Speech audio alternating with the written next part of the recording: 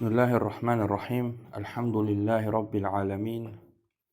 Vessalatu vesselamu ala eşrefil enbiyai vel mursalin nebiyyina Muhammedin ve ala alihi ve sahbihi ecmain. Rabbi şrah li sadri ve yessir li emri ve hlul uqdeten min lisani yefqahu qavli. Deməli, bizim silsiləvi ruqiyyə dərslərimiz davam edir. Kitabın adı Şər-i Ruqiyyə və onun əsli, yəni onun qaydaları, İslamda onun tətbiq edilmə formaları. Və biz artıq ruqiyyənin tərifini keçdik ki, Şər-i Ruqiyyə, yəni müəyyən Quran və sünnədən götürülən sözlərlə, yəni insanın müalicə olunmasıdır. Və sonra onun şərtlərini götürdük ki, yəni təfsilatlı şəkildə keçdik ki, Şər-i Ruqiyyənin alimlər 5 dənə şərtini zikr edirlər. Birincisi, ruqiyyə, yəni həmin o sözlər kitabda, Allahın kitabından, yəni ayələr vasitəsilə olmalıdır və yaxud da sünnədən, Peyğəmbər sallallahu əleyhi və səlləm sünnəsində varid olan formada olmalıdır və yaxud da Allahın adları ilə və sifətləri ilə. Bu birinci şərt. İkinci şərt, ruqiyyədə şirk olmalı deyil və yaxud da ki, şirkə aparan yol olmalı deyil. Və üçüncü, insan etiqad etməlidir ki, ruqiyyə özü özlüyündə təsir etmir. Əksinə, Allahın təqdiri ilə, Allahın qədəri ilə təsir edir. Yəni, şəfa verən Allahdır. Və dördüncü, ruqiyyə ərəb dilində olmalıdır və yaxud da mənası başa düşülən başqa dildə də. Və beşinci də, orada sehrə oxşarlığı olmamalıdır. Bunlar haqqında keçən dəfə danışdıq, yəni ehtiyac yoxdur daha danışmağa, yəni dərslərdən götürüb dinləmək olar. Və bu günləri götürəcəyimiz mövzu sünnədə, Peyğəmbər sallallahu aleyhi və səlləmin sünnəsində Allah Rəsulü sallallahu aleyhi və səlləmin necə ruqiyyə etməsi haqqında olacaq ki, yəni sünnədə ruqiyyənin forması, vəsfi necədir? Necə edib Allah Rəsulü ruqiyyəni? Və ruqiyyənin ən əzəmətli forması, ən gözəl forması, ən əfsəl forması şəriətimizdə gəlib. Hansı ki, Allah Subhanahu taala onu Peyğəmbər sallallahu aleyhi və səlləmə öyrədib, bu dini Allah Rəsulü üçün seçib və Peyğəmbərimiz sallallahu aleyhi və səlləm də ümmətinə bu dini öyrədib. Bunların hamısı, yəni ruqiyyə hamısı bu sünnədə varid olub. Və həmçində sələflər bu yolu tutub gediblər. Və hər bir xeyirli yol da sələfin yolunu izləməkdir. Onların yolu ilə getməkdir. Yəni, ruqiyyə eləyənlər nə qədər təcrübə ilə yollar seçsələr də ruqiyyə eləmək üçün bu yoldan əfsəl şəkildə ruqiyyə yolu tapa bilməzlər.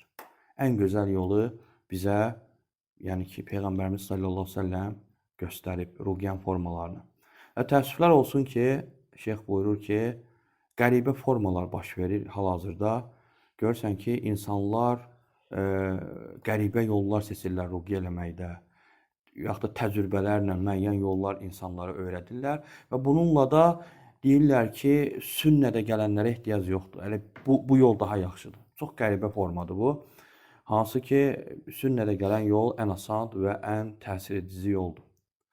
Ona görə də hər birimiz bu formaları bilməliyik ki, yəni şirkə, küfrə və bidətə bu şeydə düşməyək. Ona görə diqqətlə bu mövzuya insan gərək vaxt ayırsın. Çünki ruqiyyə hər birimizə lazım olan bir məsələdir. Bu günləri görsən ki, adı var, lakin tətbiq formaları çox forması Quran və sünnədə varid olmayıb. Birinci, əgər insan yataq xəstəsizsə, yəni yataqda yatıbsa, ayağa qalxa bilmirsə, onda ziyarət edən onun başının üzərində oturur. Yəni birinci forması budur və onun üçün şəfa istəyir Allahdan. Necə ki, bu barədə İbn Abbas radiyallahu anhumədən gəlib ki, Peyğəmbər sallallahu aleyhi və səlləm xəstəni ziyarət etdiyi zaman onun başının yanında oturardı və sonra 7 dəfə bu duanı oxuyardı ki, Əs'əlullahəl-azimə Rabbəl-arşil-azimə ən yəşfik. Yəni bu duanı 7 dəfə deyərdi ki, əzəmətli, yəni ki, əzəmətli ərşin sahibi olan, əzəmətli Allahdan istəyirəm ki, sənə şəfa versin. Əgər onun əcəli bu xəstəliklə gəlməyəcəksə, deyir, o bu xəstəlikdən, bu ağrıdan şəfa tapar. Yəni, əcəli bu xəstəliklə gəlmirsə, mütləq bu dua ona təsir eləyər. Və ikinci forması ruqiyyənin, deməli, bu yataq xəstəsi olan adam, insan onun başının üzərində oturur və bu duanı 7 dəfə deyir. İkinci forması, insanın ruqiyyə oxuduğu zaman həm üfürməklə, həm də azacıq tüfürməklə onu, yəni həm oxuyur, həm də bunu tətbiq eləməklə, yəni ki, tətbiq eləyir. Burada nəfəs gəlib, bir də təfil gəlib. Nəfəs nədir? Deməli, ən-nəfəs nəyə oxşayır? Yəni, üfürməyə bənzəyir. Yəni, belə üfürürsən, yəni ki, ağız suyu çıxmır insandan. Yəni ki, az bir şəkildə, hətta yüngülvari ağız suyu çıxmaqla da ola bilir. Yəni ki, üfürmək. Lakin təfil isə burada, yəni ki, artıq ağız suyu çıxır. Yəni ki, belə edirsən. Lakin bəzi insanlar bunu qəbul etmədiyinə görə, yəni ola bilər insan iyrənsin və yaxud da nəsə olsun, onda yalnız üfürməklə də kifayətlənmək olur. Bu da ikinci qaydasıdır ki, həm oxuyursan, həm də üfürürsən. Və burada şeyx fayda gətirir ki, yəni üfürməyin, ruqiyyə zamanı üfürməyin əzəmətli, böyük, yəni faydası var müalicə üçün. Həm müalicə formasıdır, yəni müalicə, insanı müalicə etdiyi zaman insanın bu üfürməsinin çox böyük faydası var. Şeytanların dəf olunmasında, xəbis nəfslərə təsir etməkdə, yəni o xəbis nəfslərin insana təsirindən insanı bu qoruyur. Yəni, bu da nə üçün belə olur? Deməli, burada şeyx gətirir. Yəni ki, ruqiyyə hardan çıxır? Ruqiyyə eləyənin qəlbindən və ağzından. Yəni, oxuyur insan, həm qəlbindən, çünki insan qəlbi ilə oxumalıdır, onunla təkcə ağzını oxumalı deyil. Nə qədər qəlbdə iman güclü olarsa, ruqiyyənin təsiri o qədər çox olur. Ona görə bəzən görürsən ki, adam var, hətta görürsən gedir bir dənə sura, bir dənə ayə oxuyur, təsir edir. Adam var, saatdan oxuyur, təsir eləmir. Ona görə mütləq burada olmalıdır əsas. Yəni ki, düzgün şəkildə iman olmalıdır. Ona görə də ruqiyyə eləyənin ağzından, həm də qəlbindən çıxdığına görə ruqiyyə və onunla bərabər ona həm ağız suyu, həm insanın o ruqiyyə eləyən nəfəsi, havası və bədənindən hər hansı bir, yəni ki, şey, o ayələrə qarşarsa, o ruqiyyəyə qarşarsa, onda daha çox təsir olur. Daha çox nüfuz edir o xəstəyə. Daha çox, yəni ki, onun təsiri güclü olur. Yəni, bu da nəyə oxşayır? Yəni, həm nəfəsin, həm də ruqiyyənin bir-birinə qarşıması sanki nəyə oxşayır? Sanki sən bir neçə müalicəvi dərmanı qatışdıranda daha çox təsir olmur. Məsələn, uthintdir, qara çörək otudur, başqa ona baldır. Daha çox qarışdırırsan, daha çox böyük faydası olanda bir neçə təsirli dərmanın. Bu da elədir. Həm nəfəsin, həm də ruqiyyənin qarışması ilə daha çox təsir olur xəstəyə. Və həmçinin də o ruqiyyə eləyənin nəfəsi, o qarşılaşır o xəbis pis şeylərlə, insan bədənində olan pis şeylərlə və ruqiyyə edənin halına görə də bu təsir eləyir. Əgər ruqiyyə eləyənin halında iman güclü olarsa, dediyimiz kimi, Allaha yəqinliyi güclü olarsa, Allaha təzimi güclü olarsa həmin insanın, yəni ki, bunun təsiri də daha güclü olur. Lakin bunlar zəif olarsa, o üfürməyin də təsiri zəifləyir. Yəni, ona görə də ruqiyyə də nədir? Əsas məsələ insanın imanının güclü olmasıdır. Və bu barədə gələn hədislər, necə ki, Xaricə İbn Salt radiyallahu-dan gələn, Ət-Təmimi radiyallahu-dan gələn hədisdə, o da əmisindən radiyallahu-dan rəvayət edir ki, deyir ki, biz deyir, Peyğəmbər sallallahu aleyhi və səlləm yanından ayrılmışdıq, deyir, yəni qayıtdığımız zaman, deyir, bir qəbilənin, ərəb qəbiləsinin yanından keçirdik. Və onlar bizə dedilər ki, həmin o qəbilənin yanına keçəndə ki, bizə xəbər verildi ki, siz deyir, elə bir xeyirli bir insanın yanından qayıdırsınız. Yəni, Peyğəmbəri nəzərdə tuturdular. Həmin sahabələr deyilər ki, siz xeyirli bir insanın yanından qayıdırsınız. Sizin yanınızda bir müalicə üsulu varmı ki, yaxud da ruqiyyə varmı ki, Bizdə bir nəfər var, mə'tuh adam. Mə'tuh nədir? Yəni başı havalı, yəni ki, ağlı gedən. Yəni zəncirlənib bağlamışıq onu deyir.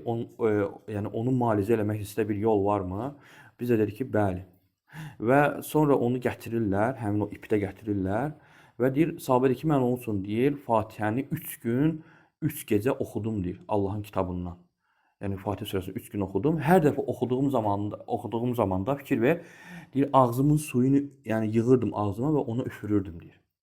Və sonra 3 gündən sonra deyir, sanki o deyir, yəni ipdən azad olan kimi azad oldu deyir. O xəstəlikdən azad oldu və gətirdilər mənə bizə deyir, hədiyyə verdilər buna görə və mən də dedim ki, xeyr. Peyğəmbər sallallahu əleyhi və səlləm soruşmayınca buna dəyməyəcəm və Peyğəmbər sallallahu əleyhi və səlləm soruşduğumuz zaman o da dedi ki, sən aldığın hədiyyəni, yəni ki, tərəddüd eləmədən qəbul elə, onu istifadə elə. Deyir, vallahi deyir, batil bir şey oxuyub üfləmə qarşılığında hədiyyə alanlar onu yeyirlər və şübhəsiz ki, buna görə də onların cəzası var. Sən isə haqq olan ruqiyyənin qarşılığını yeyirsən. Bu hədis də dəlildir ki, ruqiyyə zamanı müəyyən hədiyyə almaq olar, təbii ki, zülm eləmədən.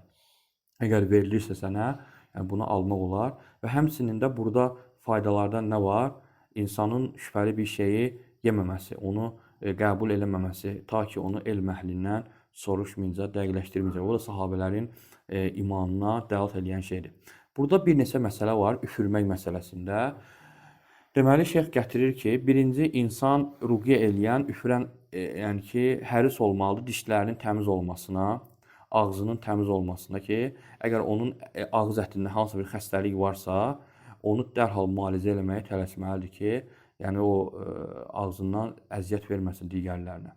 Həmçinin ruqiyyə, üfürən adamın, yəni ki, adam qarşı adama üfürməklə ziyan verməməlidir. Ola bilər ki, qarşısındakı adam lap güclü xəstə olsun, immuniteti zəif olsun və üfürmək ona, yəni ki, pis təsir etsin və yaxud da elə bir insan olsun ki, onun yanına ağız maskası ilə və yaxud da xüsusi bir palatada yatan adamdır, onun yanına xüsusi paltarla girənlən adamlardandır. Yəni onlara üfürmək icazəli deyil. Və yaxud da ki, üçüncü, ruqiyyə edən adam özü xəstə olsun, yəni qrip dillərdə zökəm o xəstəlikdən olsun və bu da mane olmalıdır ki, onun üfürüb kiməsə əziyyət verməməsinə. Və yaxud da ki, dördüncü ruqiyyə eləyən adam, yəni o ağız suyunu çıxartdığı zaman, üfürüyü zaman, yəni tüfürmək formasında eləməli deyil. Çünki bu, yəni ki, suya qarışar və sonra suyun getdikcə xüsusiyyətləri dəyişər, bir müddətdən sonra onun sənə əzab verər. Deməli, bu ikinci qaydası idi. Yəni ki, insanın oxuduğu zaman üfürməsi, yüngül şəkildə üfürməsi.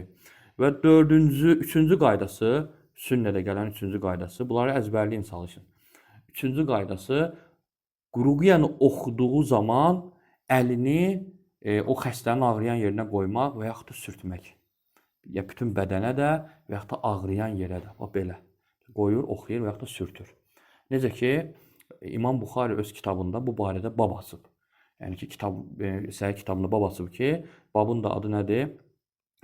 Bəbu vad'il yedi aləl mərid. Yəni xəstənin üzərinə əli qoymaq və yaxud da ruqiyyə eləyənin xəstənin, yəni ki, sağ əli ilə xəstənin ağrıyan yerinə əlini sürtməsi. Bu barədə hədislər varid olub. Necə Ayşə radiyallahu anhadan gələn hədisdə Peyğəmbər sallallahu əleyhi və səlləm, yəni bəzi insanlar ruqiyyə eləyərdi və sağ əli ilə yəni həmin o ağrıyan yerə və yaxud da cəsədinə sürtərdi və bu duanı oxuyardı. Əzhəbil bəs rabbən nəs və şfi əntə şəfi lə şifə illə şifəuk şifəən lə yuğadiru səqamə. Bir də oxuyuram. Əzhəbil bəs rabbən nəs və şfi əntə şəfi lə şifə illə şifəuk şifəən lə yuğadiru səqamə. Ey insanların Rəbbi, bu xəstəliyi apar, yəni ona şəfa ver. Şəfa verən ancaq sənsən, sənin şəfandan başqa heç bir şəfa yoxdur. Ey Rəbbim, bu xəstəyə elə bir şəfa ver ki, xəstə üzərində heç bir xəstəlik izi qalmasın. Yəni bu duanı oxuyardı və əlində sürtərək həmin ağrıyan yerə yaxud da bədəninə. Başqa bir hədisdə, yenə də Ayşə binti Səaddən gələn hədisdə, o da atasından deyir ki, Səad ibn Əvvaqqasın qızıdır bu qadın, radiyallahu anhə, rəhməhullah. Deyir ki, atam deyir Məkkədə ağır xəstəliyə üz verir ona. Yəni onlar gəlirlər Məkkəyə. Birisi ki, Səad ibn Vaqqas mühacirlərdən olub və mühacirləri də gediblər Mədinəyə hicrət ediblər. Təzədən Məkkəyə gəlib onların qalıb yaşamasına qadağandır da. Çünki insan hicrət etdiyi yerdən təzədən qayıdıb o yerdə yaşaması qadağandır. Və sahabə də gəlir Peyğəmbər sallallahu əleyhi və səlləm Məkkəyə. Çox güman ki, bu vida həcc vaxtı olur və gəlir Məkkəyə qalırlar orada həcc vaxtı. Şiddətli xəstələnir o sahabə. Və qorxur ki, orada ölsün. İstəmirdi orada ölsün. Çünki hicrət etdiyi yerdə ölmək istəmirdi. Və Peyğəmbər sallallahu əleyhi və səlləm onun yanına gəlir və onu ziyarət edir. Allah Rəsulunun əxlaqından idi o. Bütün sahabələrinə güclü qayğı göstərirdi. Və sonra əlini onun alnına qoyur və deyir, əlini alnıma qoydu və üzümə və qarnıma əl çəkdi. Və sonra bu duanı oxudu. Allahummə işfi Sə'dən və ətmim ləhu hicrətəhu. Subhanallah. Deyir ki, Allahım Sə'də şəfa ver və onun hicrətini tamamla. Sonra sahabə gör nə deyir? Deyir ki, mən hələ də onun əlinin sərinliyini qara ciyərimdə hiss edirəm. Sanki hələ bir indi qoy bu mənim əlimi, yəni qarnımın üzərinə. Subhanallah. Yəni görün, yəni ki, Allah Rəsulü sallallahu əleyhi və səlləm, yəni ki, onun ruhiyyəsinə də təsir eləyirdi. Və burada da fikir verin nədir? Allahummə işfi Sə'dən. Sə'də şəfa ver.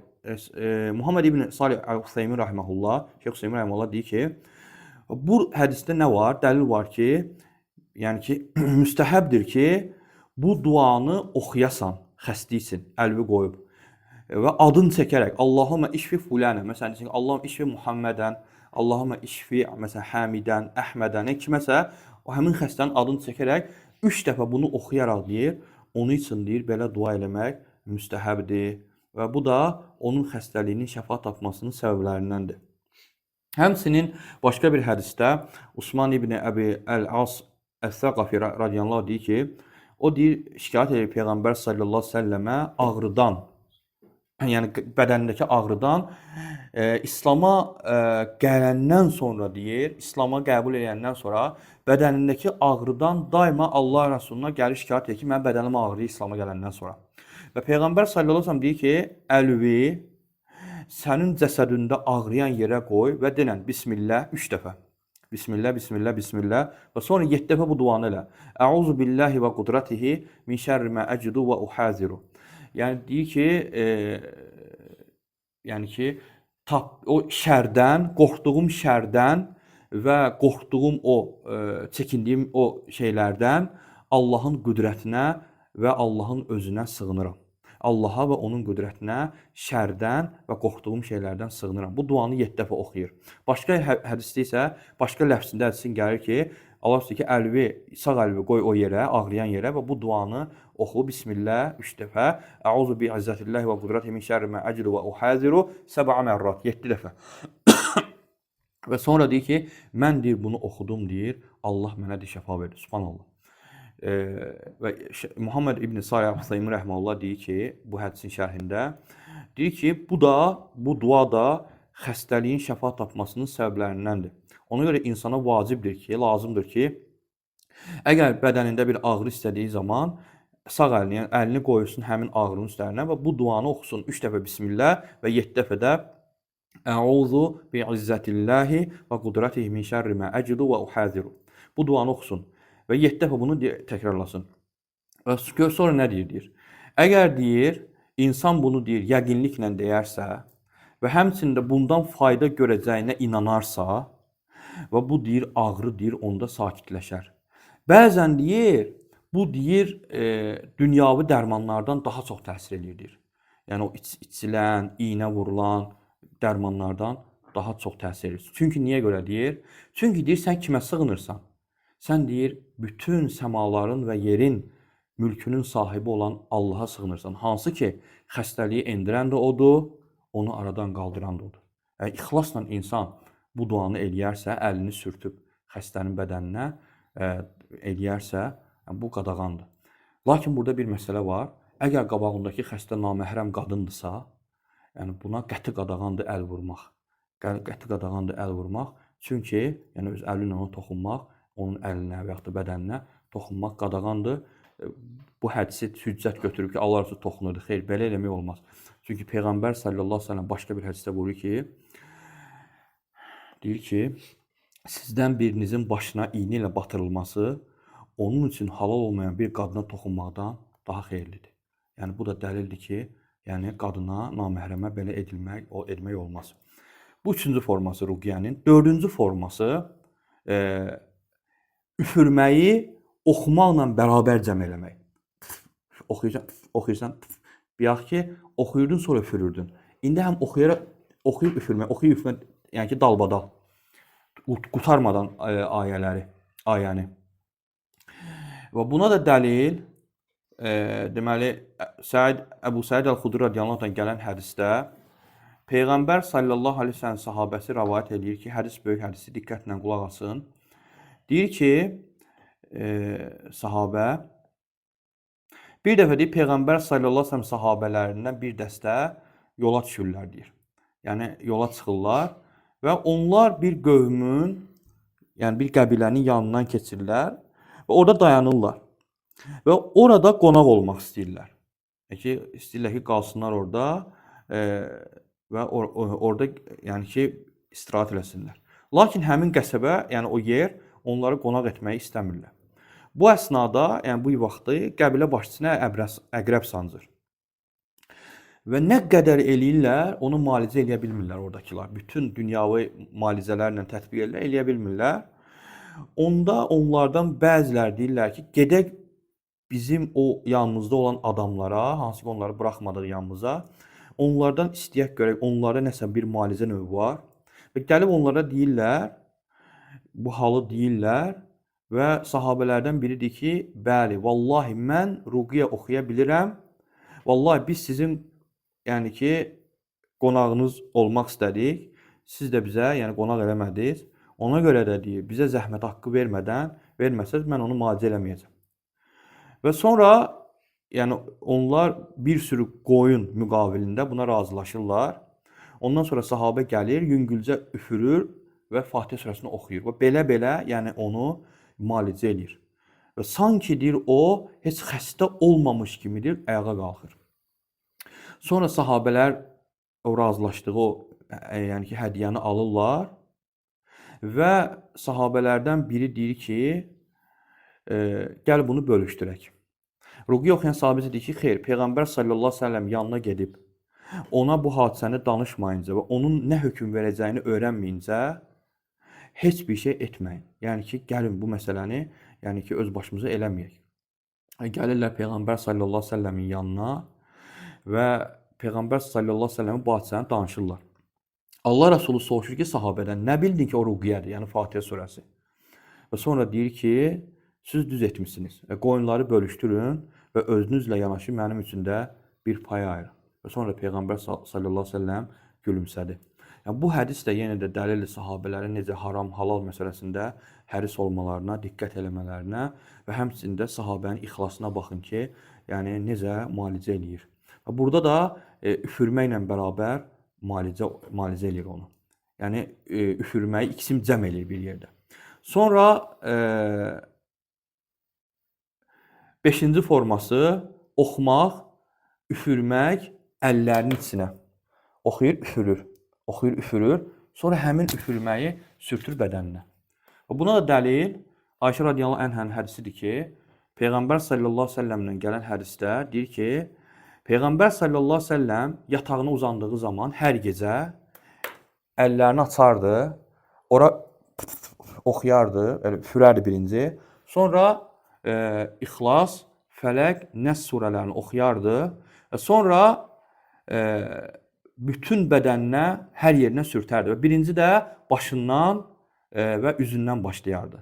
Və bədəninə bacardığı qədər, hara əli çatırsa, oralara əlini sürtərdi və bunu da 3 dəfə eləyərdi.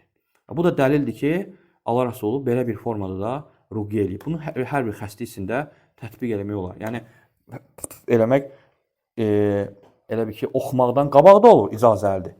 Oxumaqdan sonra da icazəlidir. Yəni ki, birinci üfürüb oxuyursan və yaxud da ki, oxuyub üfürürsən əlləbi içini. Məsələ genişdir. Sonra 6-cı forması, deməli, ruqiyyə eləyənin həm əlini sürtməklə oxuyur, həmin ağrıyan yerə və həmçində ora nə tökür? duzla qarışdırılmış su. Duzla qarışdırılmış sula bərabər həmin o oxuduğu yerə əlini sürtərək ora su tökür, o duzla qarışdırılmış suyu və oxuyur, oranı ruqyə eləyir.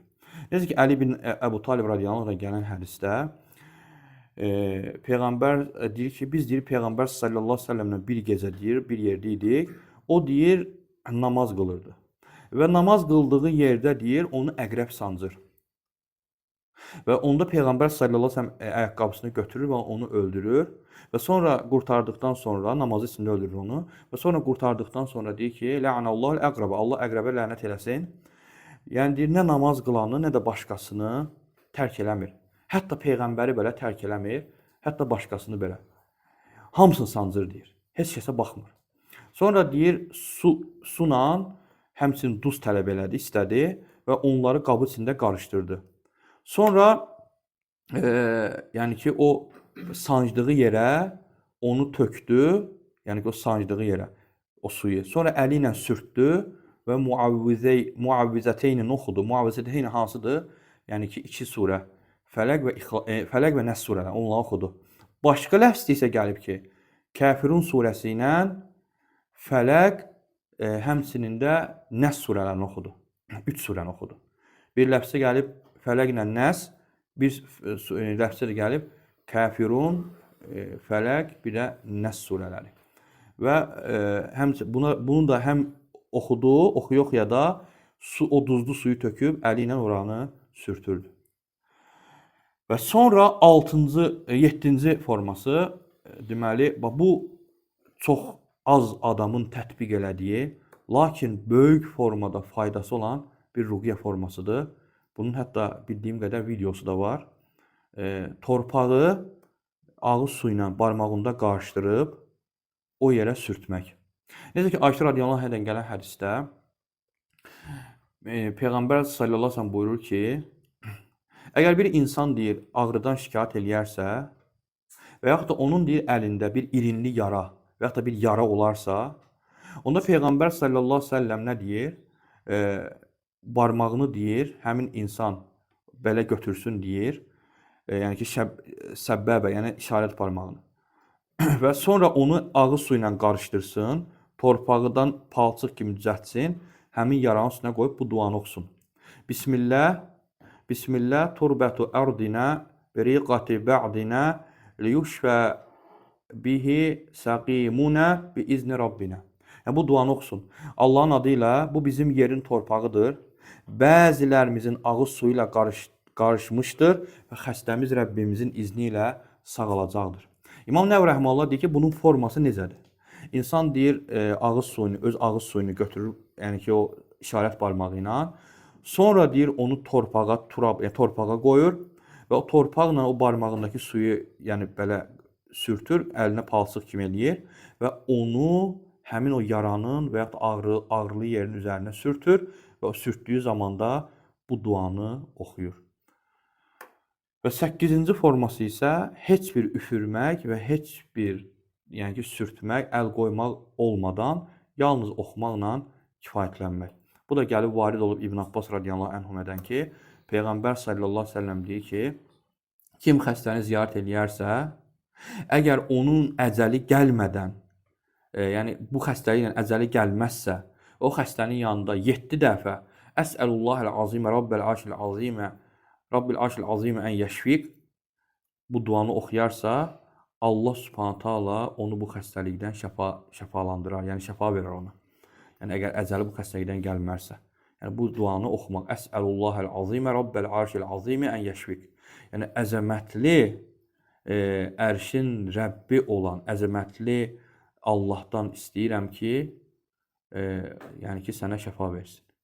Və başqa bir hədisdə də, Əbu Səid Əl-Xudridən gələn hədisdə deyir ki, Cəbrail salam Peyğəmbər sallallahu əleyhi və səlləm yanına gəldi və ona dedi, ey Muhammed, xəstələnmisənmi? O da dedi ki, bəli. Onda bu duanı oxuyur olsun. Deyir ki, Bismillah ərqiq min kulli şeyin yu'zik min şərri kulli nəfsin əv ayni həsidin Allahu yəşfiq. Bismillah ərqiq. Bismillah, yəni Allahın adıyla səni incidən hər şeydən, hər şər nəfsdən, həsəd edici gözdən ruqya edirəm. Allah sənə şəfa versin.